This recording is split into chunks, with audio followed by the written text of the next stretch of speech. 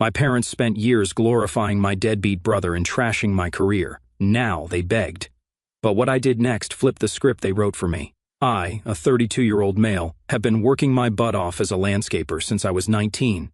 I started at the bottom, just mowing lawns in the heat, and now I run multiple crews for this high-end residential landscaping company. It's good money, tons of responsibility, and actual career growth. Not that my parents ever saw it that way. My parents have always treated my younger brother, a 30-year-old male named Dylan, like he was God's gift to humanity. He's 2 years younger than me and literally has never held down a job for more than 6 months. But somehow, in their eyes, he was always exploring his options while I was settling for a blue-collar career. Dad's this old-school construction foreman, been with the same company for 30-plus years. Mom works hospital billing. They're solidly middle class but act like they're royalty when it comes to Dylan. The entitlement was off the charts. This nonsense started way earlier than I realized. Take this for example, when I was 14, I saved up for months, working at the local grocery store bagging groceries, to buy this sick mountain bike. Dad saw it and immediately went, "Hope you're not planning to get it muddy. You paid good money for that." The very next weekend, Dylan took it without asking, crashed it into a ditch, bent the frame and scratched it all up. When I lost my mind, Dad said, "It's just a bike, Mike. Don't be so materialistic. Your brother could have been hurt." The worst part? Dylan got his first bike as a surprise gift for improving his attitude after he'd been suspended from school for fighting. Make that make sense. In my senior year, I got accepted to state with a partial scholarship. I was pretty stoked about it until I saw the remaining costs. I asked my parents if they could help with housing since they always talked about investing in education. Dad literally laughed and said, "You've got 2 hands and a strong back. Figure it out." So I did. I worked landscaping all summer, saved up, but ultimately decided on community college while working full-time. It was a practical decision that made financial sense, but my parents acted like I'd announced I was joining a cult. "Community college isn't a real college," Mom said, sighing like I'd just crushed her dreams. I guess not everyone has university potential. Meanwhile, Dylan graduated high school by the skin of his teeth. His grand plan? Taking a gap year, which was code for playing video games in the basement and working maybe 15 hours a week at the mall. My parents treated this like he was on some grand journey of self-discovery. "Dylan's really figuring out his path," Dad would tell relatives with this proud smile. "He's not rushing into anything." When I'd come home from pulling 12-hour days between school and work, Dylan would be sprawled on the couch, surrounded by snack wrappers, playing the PlayStation I'd bought. Sometimes he'd have a girl I'd never seen before. Sometimes it was with dudes who looked shifty as hell. My parents said nothing. Or the time I asked for help with community college tuition, $800 for a semester of landscaping design classes, Dad told me to figure it out because that's what men do. Meanwhile, they paid for Dylan's entire first year at state, which he flunked out of after partying non-stop. Their response? College isn't for everyone. He's just too creative for structured learning. My buddy Alex, who I've known since high school, kept telling me how messed up it was. "Dude, your parents act like they owe Dylan everything, and you owe them," he'd say. I'd brush it off with, "That's just how family is." But deep down, I knew he was right. Things got even worse when I was 25, and Dylan borrowed my credit card to buy concert tickets for himself and his friends. $760 worth. When I confronted him at a family dinner, my parents acted like I was being unreasonable for wanting to be paid back. "He wanted to treat his friends to a nice experience," Mom said. "Like that justified literal theft. You make good money now." "What's the big deal?" Dad added. "It's not like you have a family to support." Dylan just smirked the whole time. "I'll pay you back when I get my tax return," he said. He never did.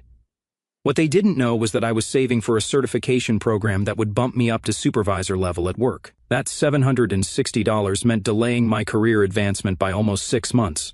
When I finally did get certified, paying out of pocket by picking up extra weekend shifts, my parents didn't even acknowledge it. Dylan, however, got a "congratulations on your new beginning" card, with $200 inside when he got hired at a bar he quit 3 weeks later. When I got my first promotion to crew leader at 24, my parents didn't even show up to the small celebration I had at a local pizza place. "It's just landscaping," Dad said. "Call us when you get a real career." But when Dylan got made head bartender at some dive bar, which basically meant he was the only one who could make a martini, they took him out to a fancy dinner and posted all over Facebook about how proud they were. "You're on social media?" The difference was stark. Mom would share every single one of Dylan's Instagram posts, no matter how ridiculous. My handsome boy enjoying his weekend under a picture of him flexing in a club bathroom. Meanwhile, when I posted photos of a major landscaping project I designed and managed for a local business park, complete with water features and custom stonework, crickets. Not a like, not a share, nothing. For my 30th birthday, Mom sent me a $25 gift card to Applebee's. For Dylan's 28th, they surprised him with a weekend trip to Vegas and gave him $500 in spending money. When I pointed out the disparity, Mom said, Dylan needed a break after his breakup. He'd been dating the girl for 2 months. Speaking of girlfriends, they sabotaged every relationship I ever had. When I brought home my college girlfriend, Caddy, Mom spent the entire dinner talking about how some women just aren't nurturing enough to make good wives. When I dated Rachel, who was a dental hygienist, Dad kept making comments about how she probably just wants a provider and asked her if she was the gold-digging type right to her face. When I started dating my girlfriend Cammie, who's this smoking hot environmental science teacher who actually respected my work, Dylan couldn't handle it. The first time I brought her to a family dinner, he spent the whole night trying to flirt with her, telling her I was still hung up on my ex, a complete lie, and that she could do better than a dirt guy. My parents? They laughed it off. Dylan's always been such a charmer with the ladies, Mom said proudly, while Dad nodded like his son hitting on his brother's girlfriend was some kind of achievement. Cammie was furious in the car ride home. Your brother is a total creep and your parents just enable it, she said. I couldn't even argue with her. The pattern continued for years. Dylan would screw up, my parents would bail him out. I would succeed, they'd minimize it or ignore it completely. It was like living in some bizarre parallel universe where the rules were completely different depending on which son you were. The real breaking point with Dylan came when I finally saved enough for my first newish vehicle, a Toyota Tacoma that I'd worked overtime for months to afford. Nothing super fancy, but it was only 3 years old with low mileage, and I was so damn proud of that truck. First time in my life, I bought something nice without asking for help. I was at my parents' for one of those obligatory Sunday dinners, still trying to keep the peace back then, and Dylan showed up already half in the bag. I noticed him eyeing my truck and making comments about how it was compensating for something. After dinner, I stepped out for a smoke, and my truck was gone.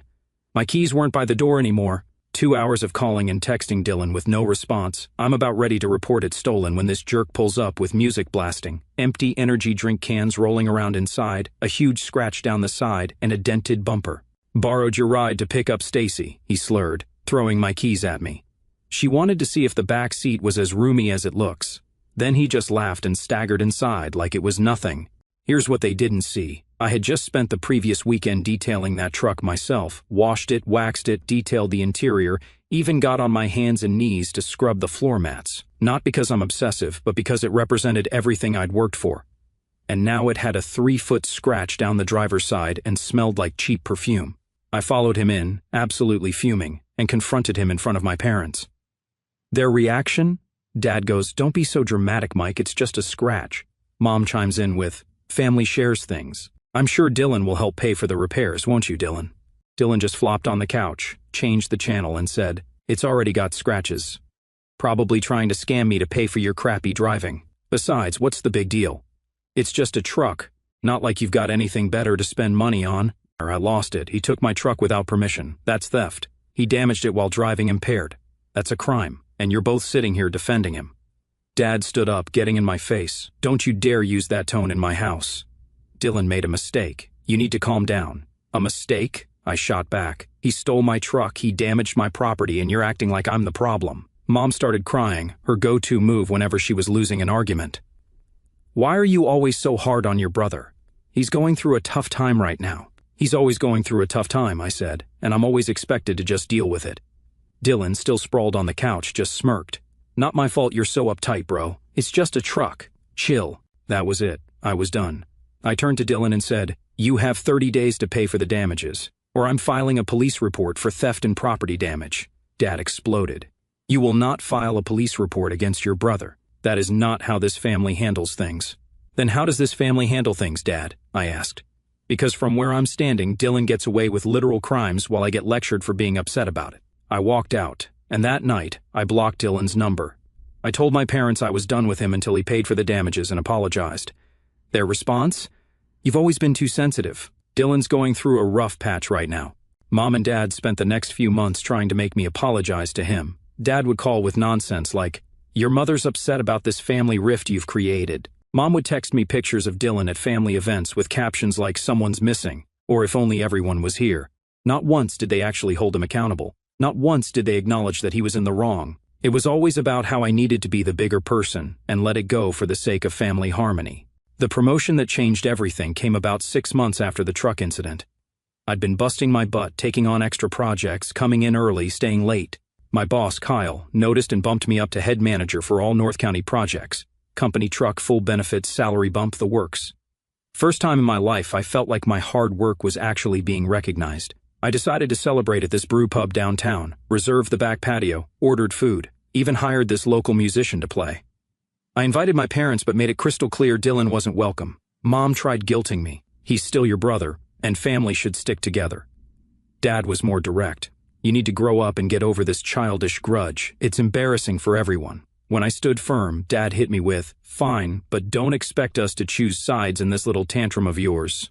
The night of the party, everyone else showed up. My work buddies, friends from softball, even Dylan's wife, Casey, came without him, which was shocking. Cammy was there too, looking amazing and genuinely proud of me. Dad showed up an hour late, already looking disheveled, wearing this stained Steelers jersey like he couldn't be bothered to change for his son's achievement. Mom at least tried to look happy but kept checking her phone the whole time. Throughout the night, Dad kept making these loud comments.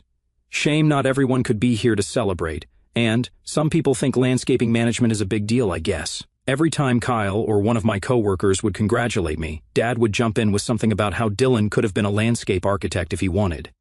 He just has bigger ambitions. At one point, Kyle was showing everyone before and after photos of that tech CEO's project on his tablet. You could literally see my design skills and the transformation of this barren hillside into this gorgeous terrace garden with native plants and a small waterfall. Dad glanced at it for maybe 2 seconds before saying, "Looks like a bunch of plants to me." Not exactly rocket science. My coworker Damon, who had no idea about my family dynamic, pulled me aside and asked, "Dude, what's up with your dad? Why is he being such a jerk at your party?"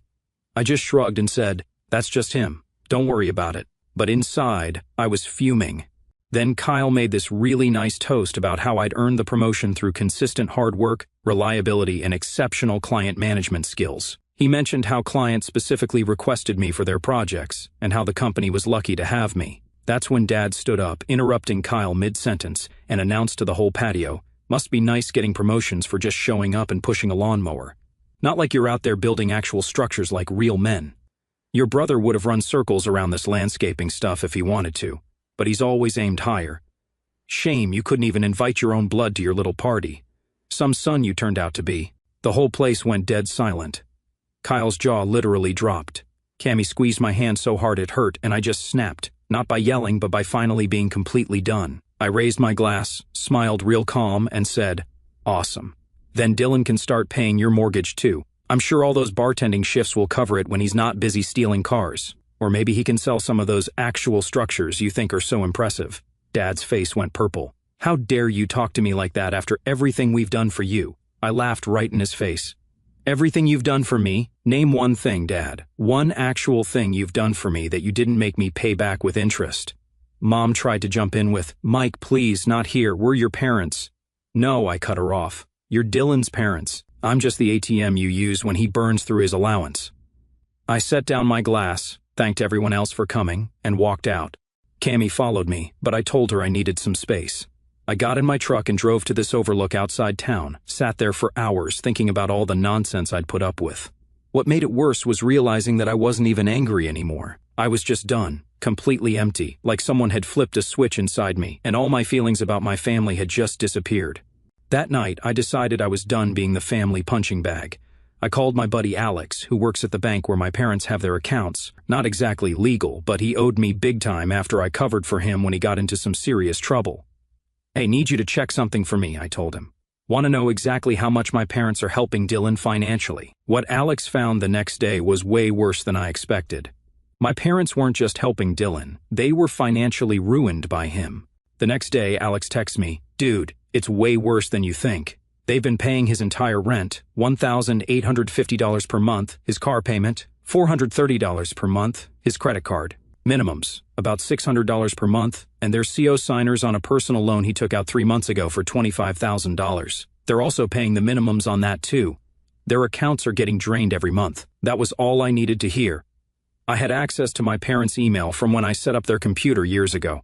I logged in and found they'd been struggling with their own finances, Dad's company was downsizing, and he was worried about getting laid off. They were actually behind on their own mortgage. I also found emails from their credit card companies showing they'd maxed out 3 cards paying for Dylan's emergencies. One was a $3,000 charge at some fancy hotel where he'd apparently thrown a birthday party for himself. Another was $1,800 at an electronics store for a gaming setup, all while they were skipping their own mortgage payments. So I made my move, the ultimate clean break. I spent the next week ghosting their calls while I set everything up. I found a new apartment an hour away in a complex with good security, gave notice at my old place, and told Kyle about my family situation so he'd understand why I needed to keep my new address private. But before I disappeared, I made a few strategic moves. I forwarded those credit card emails to both my parents with a simple message, hope the golden child was worth it. Then, I sent an anonymous tip to Dad's company about how he'd been taking materials from job sites for personal projects, something he'd bragged about for years. Not made-up stuff, actual things he'd admit to at family dinners, showing off how he beat the system. Not enough to get him fired, just enough to make sure he'd be on the first list when layoffs came. Was it petty? Maybe. But after 30-plus years of watching him break rules while holding me to impossible standards, it felt like karma. Then, I changed my number, deleted all social media, got a P.O. box for mail, and vanished from their lives completely. The first month of radio silence was weird. I kept expecting to feel guilty, to cave and call them, but that feeling never came. Instead, I felt this huge weight lift off my shoulders. For the first time in my adult life, I wasn't bracing for the next family drama, the next comparison to Dylan, the next request for help that would be taken for granted. I threw myself into work. Kyle was impressed with my renewed focus, and within 3 months, I was exceeding all my targets. The company gave me a bonus that I actually got to keep, instead of lending to Dylan or helping my parents with some emergency. My new apartment was smaller but in a better area. I furnished it exactly how I wanted. No secondhand stuff, no hand-me-downs, everything I picked out myself. It felt like a fresh start. The first thing I bought was the sick leather couch I'd had my eye on for years but could never justify spending money on when Dylan always needed loans. I set up a home office with a proper desk instead of the folding table I'd been using, hung art on the walls that I actually liked, instead of the garage sale crap Mom had always given me to make the place look nice. Cammy and I took a break for a bit. She supported my decision but needed some time to process the fact that I'd cut off my entire family. Fair enough. We stayed in touch though, getting coffee every couple of weeks and texting regularly. I made new friends through work and joined an adult soccer league, started hiking on weekends, actually developed hobbies that weren't just escapes from family stress. I also started a side business designing small-scale landscapes for homeowners who couldn't afford full professional services. I created template plans they could implement themselves with plant lists and maintenance schedules, made an extra $1,500 to $2,000 a month doing what I loved with zero family drama attached to it. For the first time in my life, I was putting myself first, and it felt incredible. 8 months later, Cammy, who I was still in touch with, told me Dad had indeed been laid off during the company's restructuring. Mom's hours at the hospital had been cut back, and Dylan was still doing the same old stuff. Still the golden child who could do no wrong, except now they couldn't afford to keep bankrolling his lifestyle. Cammy had run into Casey at the gym, who spilled all the tea. Apparently, Dylan had been fired from 3 more jobs in the span of 6 months. The last one was at a warehouse where he'd been caught stealing inventory and selling it online. Instead of pressing charges, the manager had just fired him, not wanting the paperwork hassle. Dylan had also totaled the Honda my parents bought him and was now driving Mom's car, leaving her to take the bus to work. Dad had been forced to sell his prized fishing boat to cover some of Dylan's debts but was telling everyone it was just time for an upgrade. The most satisfying part? Dylan had been forced to move back in with them because he couldn't afford rent anywhere. 3 adults crammed into their 2-bedroom house with Dylan taking over the living room. Casey said the place looked like a frat house, with Dylan's crap everywhere and my dad sitting in the kitchen, looking shell-shocked at what his life had become. Then the texts started coming from unknown numbers, extended family members trying to reach me. Your parents are struggling, they'd say. They might lose the house. My Aunt Linda even left a voicemail saying, I know they weren't always fair to you, Mike, but they're still your parents. I said nothing, did nothing. Just kept living my life, running my crews, making good money, and actually enjoying the peace. My cousin Tim, who I'd always been kinda close with, reached out through email. Smart guy, found my work contact. Hey man, I get why you went dark. I've seen how they treated you versus Dylan, but things are bad now. They're drowning in debt from years of bailing Dylan out. Just thought you should know. I didn't even reply to Tim, not out of anger toward him, but because I knew any response would open a door I wasn't ready to open. Around the 1-year mark of my disappearance, I got an unexpected visitor at work. Casey, Dylan's wife, or ex-wife, as I'd find out. She looked tired, bags under her eyes but put together. I was in the area for a job interview, she said. Thought I'd stop by. We got coffee, and she filled me in on the family situation without me having to ask. She and Dylan had split up 6 months ago after she found out he'd been cheating on her with multiple women. She moved out, got her own place, was starting over. Your parents are in bad shape, she said, stirring her coffee. The bank foreclosed on their house. They're living in this tiny apartment now. Your dad's been blacklisted in construction after that tip about the materials. Your mom's hours got cut to part-time. They're broke. And Dylan? I asked, surprised at how little emotion I felt. Dylan is Dylan, she said with a dry laugh. Still partying, still charming his way through life, living on their couch, still their perfect son, even as they lose everything helping him. Casey told me Dylan had been offered a management position at his friend's landscaping company, a much smaller operation than where I worked, but had turned it down because that's Mike's thing, and I'm better than that. Instead, he was working on a startup idea that seemed to involve a lot of playing video games and very little actual work. She didn't ask me to reach out to them, didn't try to guilt me, just shared the information and let me decide what to do with it. I don't blame you for leaving, she said as we parted. I wish I'd done it sooner myself. A year and 3 months after I disappeared, there's a knock at my door on a Sunday morning. I check the security camera, installed specifically for this reason, and see Dylan looking like absolute garbage, unshaven, bags under his eyes, cheap clothes hanging off him like he'd lost weight. I seriously considered not answering, but curiosity got the better of me. How'd you find me? I asked through the barely open door, not inviting him in. Cammy told Mom where you work now. Took me 3 weeks of watching the parking lot to follow you home, he admitted, which was both pathetic and creepy. Can I come in? I stood in the doorway blocking the entrance. Why would I let you in after you literally stalked me? Mom and Dad lost the house, he blurted out. Bank foreclosed last month. They're living in this crappy 1-bedroom apartment now. Dad can't find work because of that tip someone sent his company about the materials. Mom's hours got cut even more. They've been helping me out for years, but now they can't anymore. And, I said, feeling absolutely nothing. I'm screwed, man. I've got like $40,000 in debt, my car got repossessed, Casey left me. I've been sleeping on their couch, but there's barely room for them, let alone me. Yet, as he talked, I noticed things I hadn't seen at first. His hands were shaking slightly, his eyes couldn't focus on one spot, and he had that weird nervous energy of someone who hasn't slept properly in days. Classic signs of substance abuse I'd seen plenty of times before. Still waiting for the part where this is my problem, I said. Dylan's face got red. Look, I know I messed up, okay? I was jealous. You always had your stuff together and I didn't. But they're going to be homeless soon if they keep trying to help me. They're your parents, man. The confession of jealousy caught me off guard, but it wasn't enough, not after everything. I stepped outside, closing and locking the door behind me, and got right in his face. No, they're your parents. They made that crystal clear for 32 freaking years. I'm just the gardener, remember? The ATM. I'm the responsible one who was never good enough. They talk about you all the time now, Dylan said, his voice cracking. Dad says he was wrong. Mom cries about how she should have stood up for you more. Amazing how they only realized that when the gravy train stopped running, I replied. Tell them I said congratulations on the self-awareness. Better late than never. So, you won't help? After all those years they supported you? Dylan's voice had that familiar entitled edge coming back. I actually laughed. Supported me? When? When they made me pay back every cent I ever borrowed with interest? When they showed up at my promotion party just to trash my career? When they defended you stealing and damaging my truck? Dylan looked down. They need $15,000 to avoid eviction from the new place and get caught up on bills. I thought, with your promotion and everything. I noticed a fresh tattoo peeking out from under his sleeve. Looked expensive. His shoes were cheaper than usual, but his watch was the same $400 model he'd always worn. Typical Dylan, still finding money for the things he wanted while begging for the things he needed.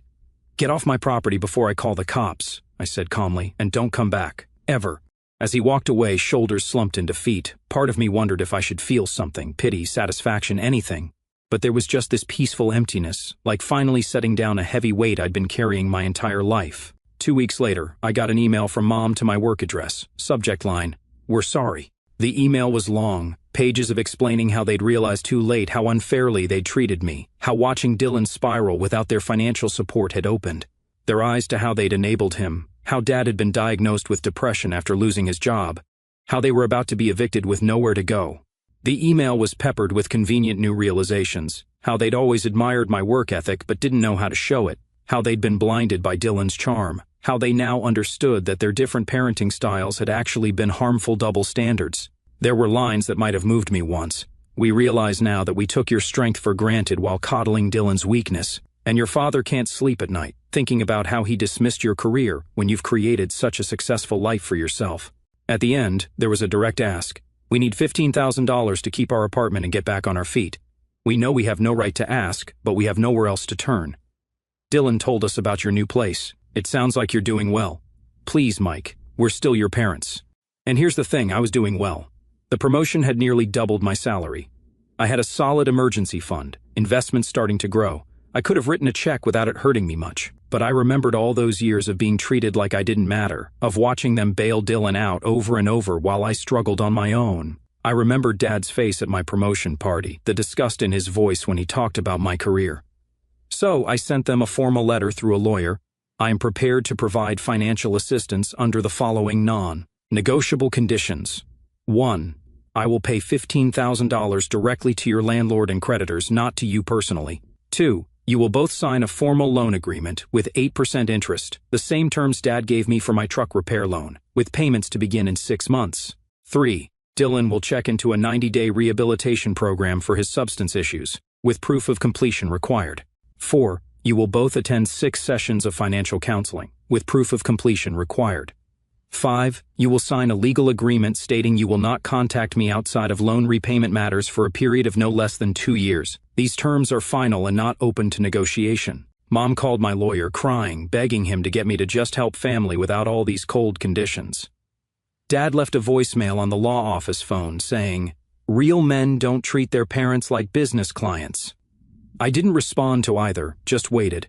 3 days before they were set to be evicted, I got an email from my lawyer. They'd signed the contract, Dylan had checked into a 90-day program, and the first payments to their landlord and creditors had been made. My life now is unrecognizable from 2 years ago. Cammie and I are engaged. I got another promotion at work, and I'm now overseeing operations for the entire county. We bought a house. Nothing fancy, but it's ours. We have a dog named Rex, who loves to ride in my truck, which I still have and take meticulous care of. Sometimes when we're driving to visit Cammie's family, who are amazing by the way, her dad actually asks me about work and seems genuinely interested. We pass through my parents' part of town. I see people who look like them from a distance, but I feel nothing. No anger anymore, no resentment, not even satisfaction at how things turned out. Just nothing. And after a lifetime of being made to feel like nothing by them, that emptiness feels like the biggest victory of all.